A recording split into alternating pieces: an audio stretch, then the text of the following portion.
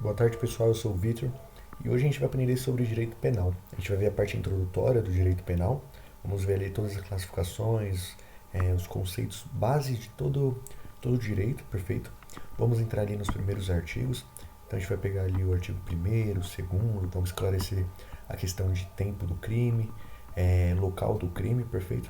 E depois a gente vai entrar numa parte de classificação mais importante quanto aos crimes dolosos e culposos. A gente vai ver ali também a questão do caminho do crime, né? Então fala sobre a tentativa, a desistência e outros pontos que ao longo da aula vocês vão ir verificando, perfeito? Para começar, o direito penal ele busca o quê? Quando a gente vai ver todo o direito, ele vai buscar sanar alguma necessidade, perfeito? Então, por exemplo, o direito trabalhista busca sanar a necessidade dos trabalhadores de uma proteção. O direito penal ele vai buscar o quê, então?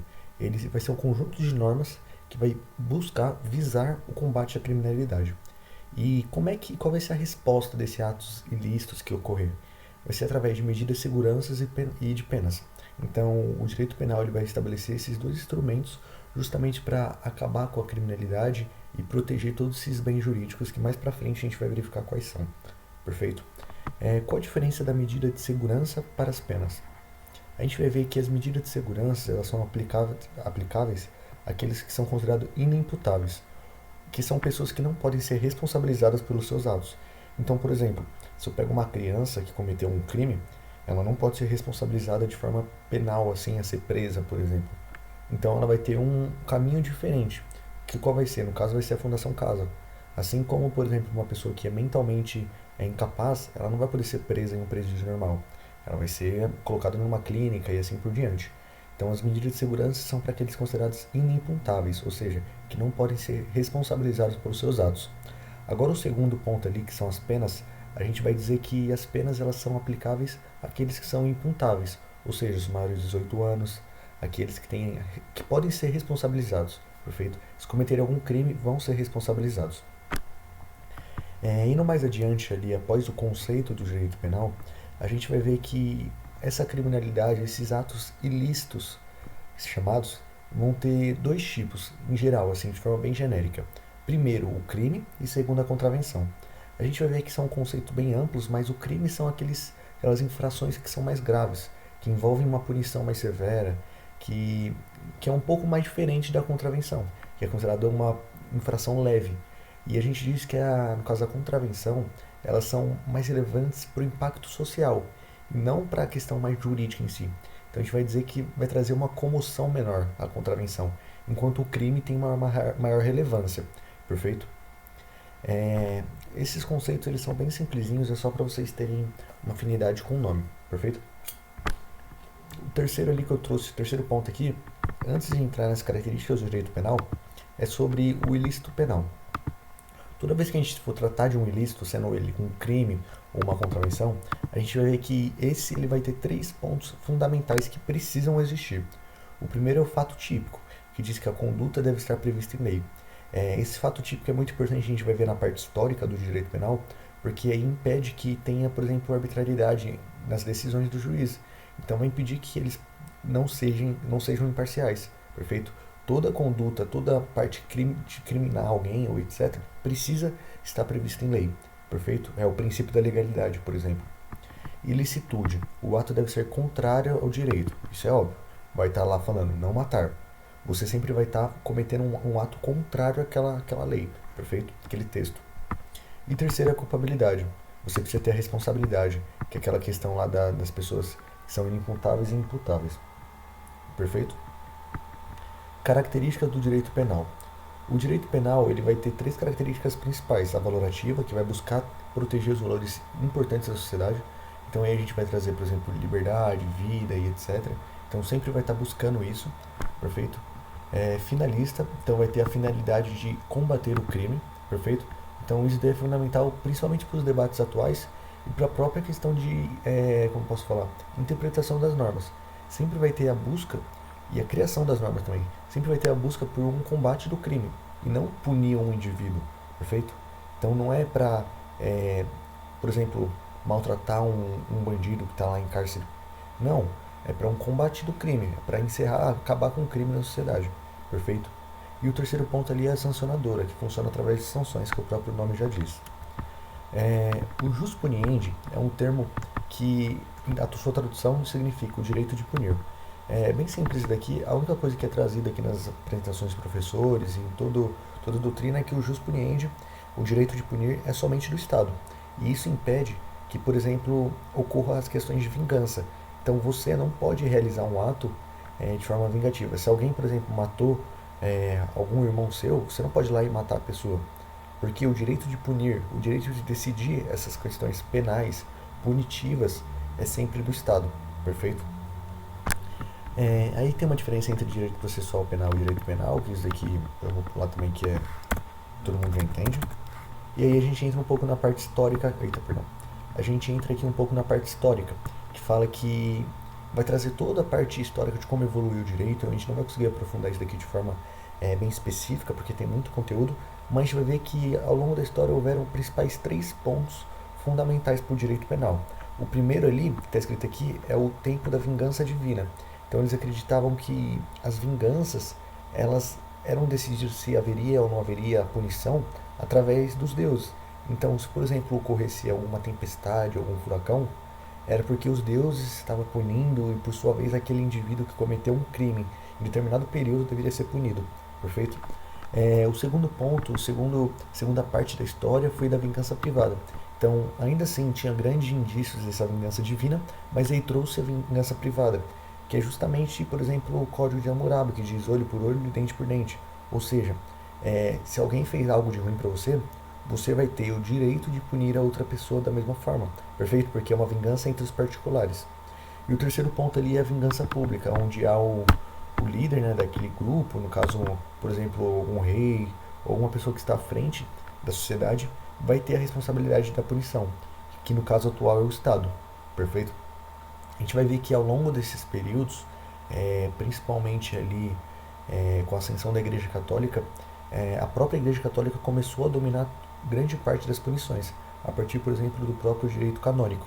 E aí as punições e toda essa questão punitiva mesmo, com aqueles que cometiam ilícitos e etc., eram de forma muito severas.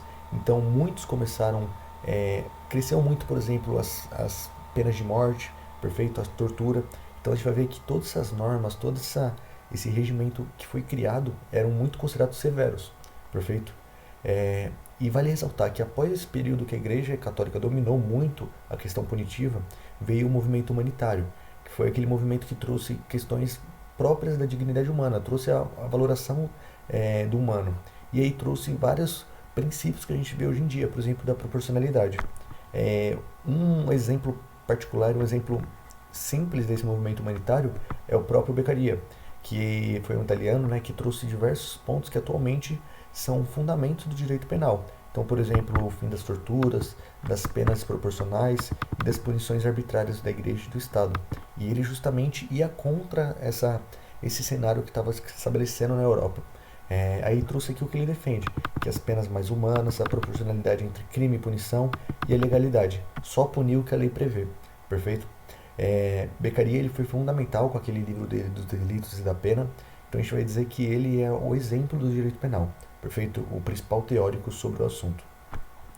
No Brasil eu trouxe aqui as datas dos principais códigos, né, das principais fontes do direito penal, perfeito? Que aí começou lá com a colonização, com as leis portuguesas como inspiração para o Brasil, com os Afonsinas, Manuelinas e Filipinas, que eram justamente os reis da época. 1824 trouxe a primeira Constituição, e aí ao longo desse tempo a gente vai ver que cada código, cada consolidação, cada lei foram cada vez mais humanitárias, ou seja, trouxeram cada vez mais vertentes, assim como o Beccaria defendia. Então, por exemplo, ali no Código de 1830 trouxe o princípio da legalidade, esperado principalmente lá. Em 1890 trouxe ali o fim da pena de morte. 1932 consolidou tudo isso de forma organizada. E em 1940 é o Código Penal que a gente utiliza hoje em dia. Então a gente vai ver que cada vez mais essa questão da defesa do ser humano como um sujeito de direito mesmo se consolidou cada vez mais. Perfeito? O direito penal ele vai partir de duas premissas, né? Ele vai partir da premissa que as suas fontes são ao todo a material e a formal. A material diz sobre quem pode criar o direito penal. Então diz que é sempre o Estado, a União, perfeito? Quando a gente fala sobre as fontes formais do direito penal, aí vai ter dois tipos dentro da formal, que é a imediata e as mediatas. Imediata é aquela que vem primeiro, as leis. Então, sempre que houver alguma questão contrária à lei, já vai ter a lei prevendo tudo certinho lá, é a fonte imediata. Agora, se precisa de algum auxílio para interpretação, precisa de alguma coisa para ajudar nessa interpretação, para fundamentar o direito penal, a gente vai utilizar de jurisprudências, doutrinas e outros pontos importantes para o direito, perfeito? Então, na formal vai ter a imediata e as mediatas. Após trazer essa parte aqui da conceituação, né, a fundamentação, que é bem simplesinho, a gente vai adentrar agora nas questões dos artigos mesmo. A gente vai ver artigo por artigo, tá bom? Não vai dar para ler o artigo, porque alguns são um pouco grandes, então a gente vai encurtar aqui trazendo o principal ponto de cada um. O primeiro artigo diz sobre o princípio da legalidade, onde ninguém pode ser punido sem lei anterior que a defina. Então, é aquela parte lá que a gente repetiu duas vezes já, que fala o quê? Precisa ter uma lei. Não pode ser o juiz que vai criar uma lei na hora do julgamento, não. Antes da pessoa cometer o ato, já era preciso ter uma lei falando desse ato que poderia vir, perfeito? Então, esclarece que é um ilícito penal nesse artigo 1º, visa impedir a arbitrariedade do Estado e proíbe o uso de analogia para punir, perfeito? O artigo 2º fala sobre 4 conceitos primordiais para o direito penal. A gente vai ver que esses conceitos eles vão ser retomados, então é importante muito entender sobre eles. E vai ser basicamente o que? Muita gente que está no direito já entende isso daqui porque já ouviu falar de outros lugares. Então, quando eu falo, por exemplo, que a lei benéfica sempre vai retroagir em benefício do réu, o que isso significa? Por exemplo, quando a gente vai ver o direito penal, por exemplo, uma pessoa cometeu um crime hoje. Se amanhã criar uma lei que vai estar... Por exemplo, eu cometi um ato hoje, eu matei alguém. Mas só que eu matei alguém e não existia uma lei que falava que matar alguém é errado. E amanhã vão lá e criam uma lei falando, homicídio errado, vai ser preso e etc. Eu vou poder ser julgado com essa lei que foi criada depois do meu ato? Não. Por quê? Porque não pode ter uma lei que vai piorar a situação do réu. E porque quando eu cometi o ato não tinha uma lei, perfeito? Então a gente vai ver aqui, por exemplo, a novatio legis impejus, que é o quê? A nova lei que veio para prejudicar, por exemplo, ou a novatio legis incriminatória. Nesse caso que eu dei, que eu fiz um ato que depois foi considerado crime, entra nessa daqui, que é a novatio legis incriminatória. Que, para decorar bem fácil, novatio, vocês pensam em nova, legis, lei, incriminadora, já o próprio nome já diz. Então, não pode existir uma nova lei que vai incriminar um ato realizado anteriormente. Essas novas leis que vão incriminar um ato, vai ser delas para frente, perfeito? Assim como não pode existir uma nova lei que vai prejudicar alguém. Por exemplo, eu fui preso a 5 anos de cadeia e eles criam uma lei que esse período que eu vou estar preso vai duplicar. Essa lei não vai vigorar para mim, que cometi um ato antes dela. Perfeito? É dela para frente. Por quê? Porque vai prejudicar o réu. Perfeito? E aí a gente vai ver que nessa questão de retroagir, nas questões de que vai beneficiar o réu, aí sim pode acontecer. Por exemplo, na abolitio criminis, na abolição do crime. Então, se eu cometi um ato de homicídio hoje, tem uma lei prevendo lá tudo certinho que homicídio é errado, que é 5 anos de cadeia, por exemplo, e vão lá amanhã, eu fui preso, e no dia seguinte que eu fui preso, vão lá e extinguem o crime. O homicídio não é mais crime. O que vai acontecer? Essa lei vai beneficiar eu, então ela vai retroagir, certo? E eu vou poder ser solto, vou poder ser liberto. Por quê? Porque existe esse conceito do abolitio criminis, perfeito? Assim como também tem o novatio legis in hellius, ou melius, pode estar escrito com M também. Então é bom vocês lembrarem disso daqui. E quando você verem hellius ou melius, pensa em melhor, tá bom? Que diz sobre a nova lei que veio para melhorar a tradução. Que aí diz o quê? Se eu estou há 5 anos de cadeia lá, já estou cumprindo minha pena e tal, e amanhã vão lá e criam uma lei que vai dividir na metade as penas. Eu vou ter que cumprir só metade da minha pena. Essa lei vai poder retroagir para mim? Eu vou poder ser beneficiado por essa lei? Sim. Por quê? Porque vai ser em benefício do réu. Então vocês sempre vão lembrar o quê? A lei sempre vai retroagir em benefício do réu. Se tiver para prejudicar o réu, ou seja, aquele que está sendo preso, acusado, etc., ela não vai retroagir. Perfeito? Então isso é o que diz o artigo 2º do Código Penal. O artigo 3º do Código Penal. A lei excepcional ou temporária, embora decorrido o período de sua duração, cessadas as circunstâncias que determinam, aplicam-se ao fato praticado durante sua vigência. O que é esse artigo 3º? Vamos supor que a gente está no meio da pandemia E na pandemia eu crio uma lei que vai vigorar até, uma lei penal, né? Que vai vigorar até o final da pandemia. Querendo ou não, é uma lei que vai durar por um tempo determinado, perfeito? É isso que ele está falando no artigo 3º. Ele vai dizer que aquelas leis que são temporárias, que são para determinados períodos, mesmo que tenha encerrado a sua duração, cessado a sua duração, as circunstâncias que determinaram, por exemplo, a prisão de alguém ou qualquer coisa, vai vigorar, vai continuar tendo, perfeito? Vamos colocar para um exemplo prático, mas vamos dividir antes aqui em excepcional e temporária. A gente vai dizer que essas leis que têm prazo determinado vão ser duas, excepcionais e temporárias. As excepcionais a gente diz que são situações de calamidades públicas, emergências, por exemplo, a pandemia. E as temporárias são aquelas que têm data de começo e fim, e já está sendo determinada, por exemplo, as leis da Copa, que durante teve a Copa do Mundo, por exemplo, no Brasil, houveram leis específicas para aquele período. Vamos supor que eu cometa um ato, disso no meio desse período, que já tinha lei anterior definindo ela, perfeito? E eu fui preso. Como a gente viu lá, tem a abolitio criminis, que diz o quê? Se uma lei ela foi abolida, ou seja, se encerrou uma lei, essa abolição vai retroagir para mim e vai falar, ó, eu não estou mais preso. Mas no caso das leis excepcionais e temporárias, isso acontece também? A gente vai ver que não, porque essas leis são dotadas de ultratividade, ou seja, mesmo que tenha encerrado, os seus efeitos vai continuar, perfeito? Então, mas a única coisa é, por exemplo, se eu crio uma lei falando que essas leis anteriores não vão mais existir e não deveriam ter existido, aí tudo bem, vai retroagir. Mas se elas encerrarem a sua vigência de forma natural, de acordo com o período que foi determinado, elas vão ser dotadas de ultratividade, que é justamente os efeitos dessa lei continuar, perfeito? O artigo 4º vai falar sobre o tempo do crime. Então, eu vou ler aqui e depois a gente vai dando exemplo para vocês. O tempo do crime é definido o momento em que o crime é considerado praticado, influenciado a aplicação da lei penal. Então, eu coloquei, por exemplo, veneno dentro de um copo do prefeito. O prefeito tomou e amanhã ele vai vir a falecer. Qual é considerado o tempo do crime? No dia que eu coloquei o veneno, no dia que ele faleceu, que foi no dia seguinte, ou os dois são considerados o tempo do crime?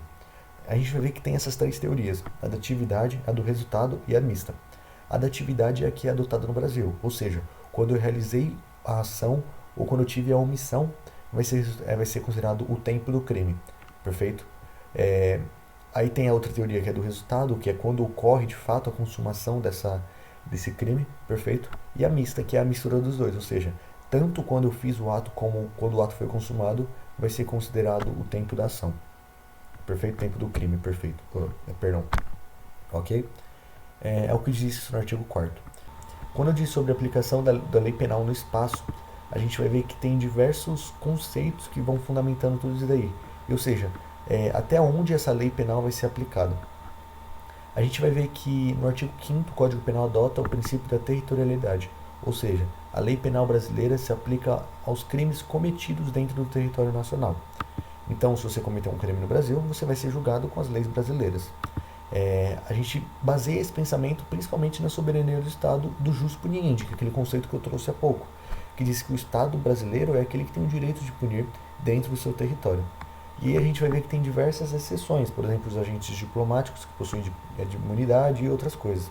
Perfeito? Trouxe aqui uns conceitos de até onde, mas não precisa decorar isso daqui também não. Perfeito? E aí a gente vê aqui sobre as extensões do território brasileiro. Então é só no Brasil que vai ter a punição com o direito brasileiro e o Estado com esse jus puniendi? Não. A gente vai ter que ver que vai ter uma extensão desse território brasileiro para outros lugares também. Então, por exemplo, eu tenho uma embarcação que está a serviço público, ou seja, vamos supor que o exército brasileiro vai até a França levar o presidente do Brasil para uma viagem diplomática. Esse avião, essa aeronave ou embarcação, caso seja, por exemplo, um navio e etc., ele vai ser considerado uma extensão do território brasileiro. Então, se ocorre algum crime dentro dessa embarcação, ali vai ser considerado território e, por sua vez, a lei penal vai incidir. Perfeito? Diferente de embarcações e aeronaves que não estejam a serviço público, sejam privados, por exemplo, um navio de carga, ou um avião, por exemplo, que está viajando com turistas, por exemplo, para a França. Ali não. Por quê? Porque não está a serviço do público, perfeito? Não está a serviço do governo, ok? Então, a extensão do território, o primeiro ponto que a gente viu é isso. Embarcações e aeronaves que estão a serviço do governo, a serviço público. Segundo ponto ali que fala no parágrafo 2º, sobre as embarcações e aeronaves estrangeiras, que aplica-se a lei brasileira quando forem mercantis, privadas, igual a gente já viu, e não se aplica quando forem públicas de governo. Ou seja, se está vindo de outro país, também vai ser aplicada a mesma ideia. Se está a serviço do governo, sim, vai ser aplicada a lei do local dessa embarcação, dessa aeronave. Então, se é do Brasil, vai ser do Brasil. Se é uma aeronave vinda da França que está no Brasil, vai ser aplicada a lei da França, caso esteja a serviço do governo. Perfeito? E aí a gente vai ver que tem uma exceção quanto às aplicações da lei da bandeira. Então, Vitor, eu já entendi. Se é uma embarcação pública e tal, mas e se é, por exemplo, uma embarcação mercantil que está levando uma carga e ela está no meio do Oceano Atlântico, que, ou seja, não é território de nenhum país? Vai ser aplicado qual lei? A lei do marinheiro, que está lá, dos trabalhadores? Como é que a gente vai determinar isso? E aí vai existir essa lei da bandeira, que diz o quê? Se está em um local que não é considerado território de ninguém, por exemplo, no oceano, perfeito? Ou está no mar, ou no ar, em cima do oceano, ou por exemplo, uma aeronave, vai ser considerada da onde é aquela navegação, aquele meio de transporte. Então, se o barco vem do Brasil, se o barco tem a bandeira brasileira, vai ser considerada a lei brasileira.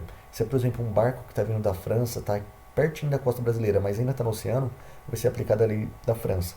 Perfeito? Para aqueles crimes que foram cometidos dentro dessas embarcações, de aeronaves. Ok? Isso daqui é um pouco confusinho, mas depois que vocês entendem é bem simplesinho para vocês. Tá bom? Sobre a aplicação da lei penal no espaço. Ok? Continuando aqui, artigo 5º, aplicação da lei penal em relação às pessoas. A gente vai ver que a lei penal pode ter limitações quanto às pessoas, a determinadas pessoas. Então a gente viu aqui que a lei penal ela pode ser a mais do território brasileiro. A gente vai ver aqui que a lei penal ela pode não ser colocada, imposta em determinadas pessoas que têm determinadas funções. Então, por exemplo, a imunidade diplomática, igual a gente já viu, imunidade parlamentar, então foro por prerrogativa. Então, por exemplo, quando um deputado federal realiza algum ato, está previsto em lei que aquele ato não pode ser julgado. Por exemplo, as questões quando ele está fazendo algum discurso no Congresso, ali vai ter imunidade parlamentar, ou seja, a lei penal ela não vai ser aplicada a essas pessoas, ok? E aí eu coloquei deputados estaduais e vereadores, que têm uma questão diferente dos próprios parlamentares, deputados e senadores, mas ainda assim possuem uma certa imunidade, perfeito? Isso aqui é bem simplesinho também. O artigo 6º vai falar sobre o lugar do crime. A gente viu ali agora há pouco que existe o tempo do crime. E no tempo do crime a gente vai usar o quê? Aquela teoria da atividade. Então, quando eu realizei o ato, perfeito? Não é quando o ato se consumou e não é nem a teoria que é a mista que a gente chama. Cadê o tempo do crime? Aqui, ó. E não é nem a mista que fala que é as duas.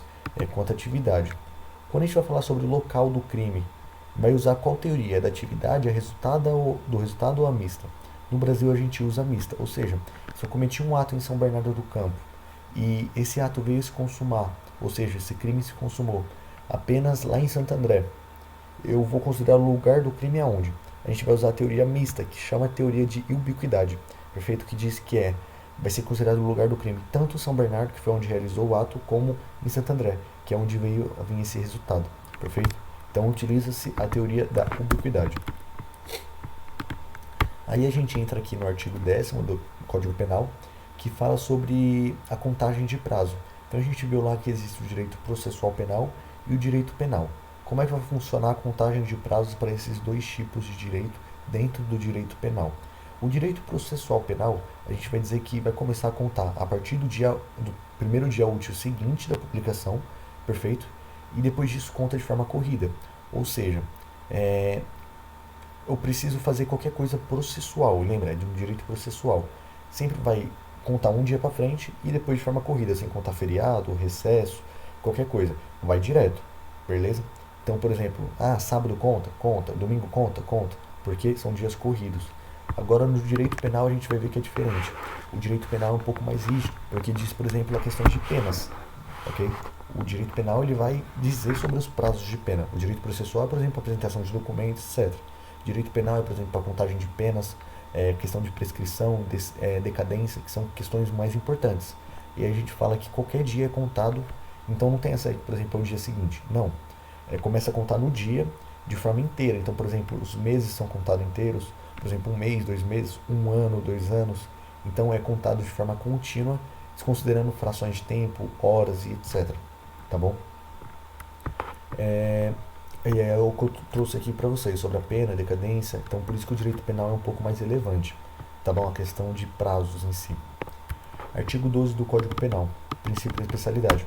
Então, quando houver um conflito de leis, ou seja, houver duas normas regulando sobre determinado assunto, vai reger a lei mais específica, ou seja, o princípio da especialidade. Então, se alguém cometeu um homicídio, mas só que esse homicídio foi realizado contra uma criança, ou seja, um infanticídio, vai ser utilizada a lei do homicídio ou do infanticídio? A do infanticídio, por quê? Porque é mais específica. Há esse conflito, mas a lei mais específica vai prevalecer, tá bom? E aí a gente entra a partir disso na parte mais importante da matéria, que aí a gente vai dizer sobre o iter criminis, que é o caminho do crime. A gente vai entrar aqui também na parte do crime doloso e crime culposo, tá bom? Então essa parte aqui é considerada mais relevante para toda a matéria. O que é o iter criminis? Ele é traduzido como o caminho do crime, ou seja, são as etapas que vão desde a ideia inicial até a consumação do delito. A gente vai ver que tem uma divisão de primeira assim em duas, que é a fase interna e a fase externa desse caminho para a realização do crime. A fase interna é aquela da cogitação, ou seja, eu pensei no crime, na minha cabeça, de forma interna, eu estava cogitando em realizar o crime, já pensei em tudo, mas só que é de forma interna. A fase externa, que é essa segunda, é quando a ideia sai da mente e começa a se concretizar no mundo real. Então, aí há a divisão entre outras duas dentro da fase externa, que é os atos preparatórios, ou seja, quando você está se preparando para aquele crime possa ocorrer, e aí esse crime vai ocorrer no ato de execução. Perfeito? É bem simplesinho isso daqui, essa primeira parte. Só se lembrarem, fase interna, fase externa dividida em preparatórios e de execução. E aí a gente vai ver que esse iter criminis, ele é dividido em alguns pontos que podem fazer com que o crime não ocorra, perfeito? Ou que o crime ocorra. Mas aí, dentro desse caminho, a gente vai ver que pode ocorrer diferentes coisas. Vocês vão ver. Vamos, por exemplo, prático e os nomes certinhos. Dentro do iter criminis ocorre o crime consumado, por exemplo. O crime consumado é quando eu tenho a fase interna, eu tenho os atos preparatórios, os atos de execução e o crime ocorreu, se consumou, perfeito? Então todos os elementos estão presentes e de fato ocorreu esse crime e, por exemplo, ele pode ir para julgamento completo, perfeito? Também tem um outro que é a tentativa, tá no artigo 14, que diz quando o agente inicia a execução, mas o crime não se consuma por circunstâncias alheias à sua vontade. Vale lembrar, a tentativa é quando você tenta fazer um ato, e não porque você quer, mas por alguma coisa alheia à sua vontade, destaca essa palavra, você não consegue executar. Então vamos lá nas fases. Teve a fase interna de execução, na fase externa provavelmente teve os atos preparatórios, e o que acontece na tentativa? Acontece que no ato de execução ocorre algum problema, perfeito? Então você está na tentativa e no ato de execução ocorreu esse problema alheio à sua vontade. Aí tem a desistência voluntária. Então o agente inicia a execução, mas desiste voluntariamente antes de consumar o crime. Então é importante isso daqui. A desistência voluntária é quando você começou a execução, então já teve o ato preparatório, você está na execução, mas diferente da tentativa, você desiste antes desse crime ser realizado. Perfeito? Claro, pode ter realizado outros crimes para de fato essa desistência. Por exemplo, eu vou matar alguém, eu fui lá e comprei uma arma ilegal. É um crime comprar uma arma ilegal. Mas aí quando diz o crime principal, da desistência voluntária ele não ocorreu. Perfeito? E por quê? Porque voluntariamente você não quis. Arrependimento eficaz. A execução completa, mas impede o resultado. E é isso daqui que confunde muita gente. Execução completa, mas impede o resultado. Ou seja, você já fez o ato preparatório, você já fez o ato de execução. Ou seja, o crime, de fato, ele já foi realizado todos os atos. Mas o que acontece? O resultado em si, ele não aconteceu, porque você interrompeu. Então, por exemplo, eu vou matar alguém. E para eu matar alguém, eu vou dar 5 tiros. Então, eu vou lá dar 5 tiros. Mas eu vejo a pessoa lá deitada no chão, quase morta. O que acontece? Eu vou lá e me arrependo de forma eficaz e salvo essa pessoa. Querendo ou não, eu já fiz toda a execução completa para que o crime de homicídio tivesse ocorrido. Mas eu me arrependi de forma eficaz. Perfeita? Claro, de forma voluntária. Ok? E aí, arrependimento posterior. Execução e consumação do ato completo. Mas com arrependimento antes da denúncia. Então, por exemplo, eu vou roubar alguém. Aí eu vou lá, de fato, eu preparo tudo lá, eu preparo uma arma para assustar a pessoa, vou lá, anuncio o assalto, pego a carteira dela e vou embora. Mas aí, antes que tenha qualquer denúncia, e vale ressaltar, não pode ter ocorrido denúncia ou qualquer tipo de. Não pode ter ocorrido denúncia, por exemplo, para a polícia. Antes de ocorrer isso, eu vou lá e devolvo a carteira para a pessoa. Eu vou estar me arrependendo de forma posterior, ou seja, depois que já houve a consumação. Então, no arrependimento eficaz, houve todos os atos, mas o ato em si não se consumou. No arrependimento posterior, o ato se consumou, mas ainda cabe arrependimento antes da denúncia. Perfeito? E aí tem o crime impossível, que são crimes que não são nem tidos como, de fato, tentativas, ou etc. Porque, de fato, é um crime impossível. Por exemplo, tentar matar um morto. É impossível acontecer isso. Perfeito? Então, são todas essas classificações que podem ocorrer dentro do iter criminis. Tá bom? Após isso, a gente vai ver aqui a classificação das normas, que são as normas incriminadoras, permissivas e explicativas. Isso daqui é bem tranquilinho, então eu vou pular. E no artigo 18 entra na parte importante mesmo da matéria. Tudo isso foi importante que a gente falou, tá bom? Vai ser usado ao longo do ano. Mas aí o artigo 18 fala sobre o crime doloso. Crime doloso ocorre quando o agente quer o resultado ou assume o risco de produzi-lo. O dolo está ligado à vontade consciente de praticar a conduta criminosa. Então, quando ocorre um crime doloso, é aquele onde o agente quer que aquele resultado aconteça. Ou melhor, pode também assumir o risco de produzi-lo. Perfeito? Então, a gente vai ver aqui os elementos do dolo. A consciência, então precisa ter a consciência daquilo. Vontade, ter uma decisão livre para praticar. Perfeito? E aí a gente vai ver diferentes espécies do dolo. Tá bom? Eu falei errado até agora, dolo. É dolo que se pronuncia, tá bom? As espécies diferentes do dolo. As principais é o dolo direto e o dolo indireto, perfeito? O dolo direto é aquele onde o agente busca diretamente o resultado. E o dolo indireto é aquela que é a alternativa eventual, ou seja, no dolo direto, eu quero matar alguém. Eu vou lá e mato a pessoa, certo? Diretamente eu vou até o resultado. No dolo indireto, eu vou dar um outro exemplo. Por exemplo, eu quero ou matar a pessoa ou ferir, tá bom? Porque eu tô bravo com ela, eu quero, tanto faz, eu quero ou matar ou ferir, tanto faz. De forma direta, eu não quero matar a pessoa. Eu quero, tá bom, eu assumi o risco de matá-lo, mas é de forma indireta, perfeito? E aí que entra esse indireto ou indeterminado. E aí a gente vai ver que tem o alternativo e o dolo eventual.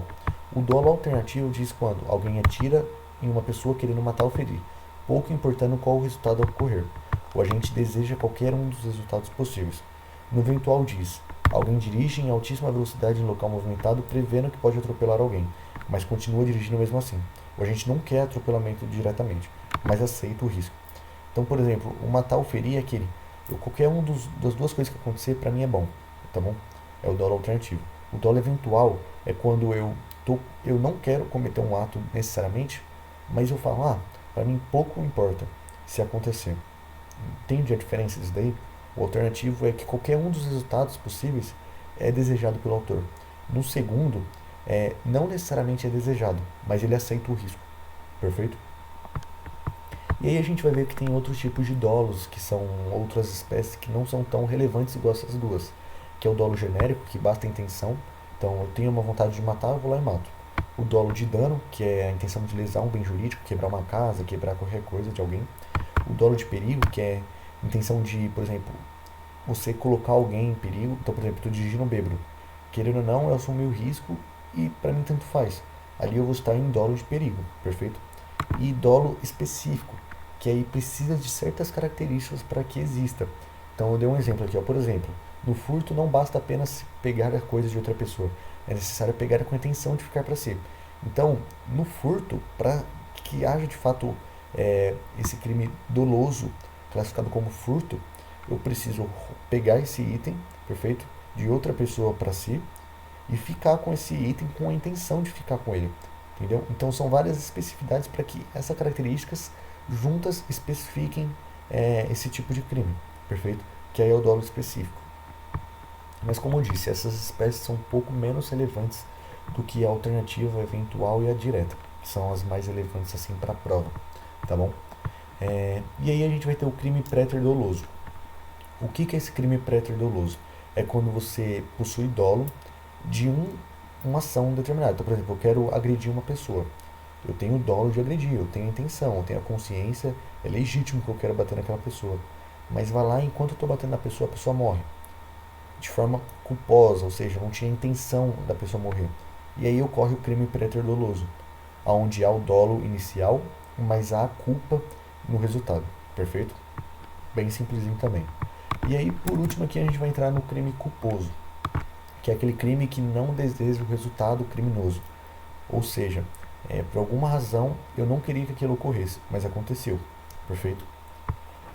Elementos da culpa: conduta voluntária, ausência de intenção, inobservância do dever de cuidado, resultado involuntário, tudo isso daqui que você já sabe. E aí tem as espécies de culpa. A gente vai ver que tem três principais, que é imprudência, negligência e imperícia. Perfeito? Eu trouxe aqui um mapazinho para vocês entenderem um pouco melhor. Como é que funciona? A espécie de imprudência. O que é? Reagir de forma precipitada, sem cautela, assumindo riscos desnecessários.